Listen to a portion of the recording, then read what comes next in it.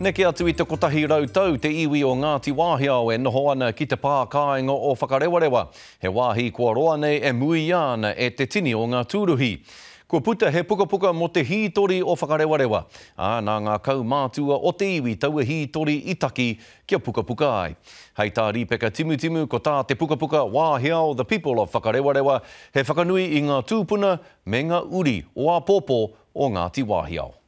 E rongo nui ana mo ona waiariki a kua titia ngā kōrero mo Ngāti Wāhiao me tōna wā kāinga ake a te whakarewarewa ki tēnei puka hou. Ko te puka hei kōrero I ngā hītori a kuima a korona. Kua rewa te puka Wāhiao, the people of Whakarewarewa, hei pātaka kōrero e pāna ki ngā whānau matua o Ngāti Wāhiao. He kaupapa whakahira I tēnei rā mo te puka. He pupuru hia I ngā wawata, me ngā maumaharatanga, me ngā taonga kōrero nei a tēnei iwi a Ngāti Wāhiao.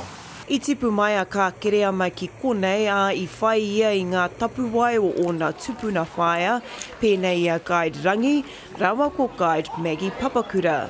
Ko ia rā te tehi o ngā wāhine, rongonui, I ora, I taua wā.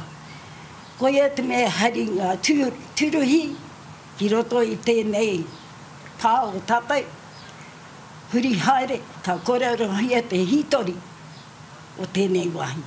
Engari e tumanako ana ia mā te puka nei e pīkau wake I ngā kōrero hitoria ki ngā uri whakatipu o te iwi.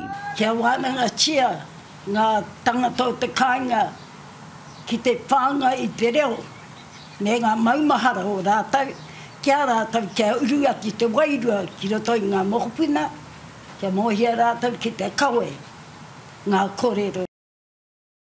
Kāre kore katoe a tonu mai a Ngāti Wāhiao I ngā iwi no ngā tōpito katoa o te ao ki tō rātau whenua taurikura ki te whakarewarewa. Ripika timu, te karere.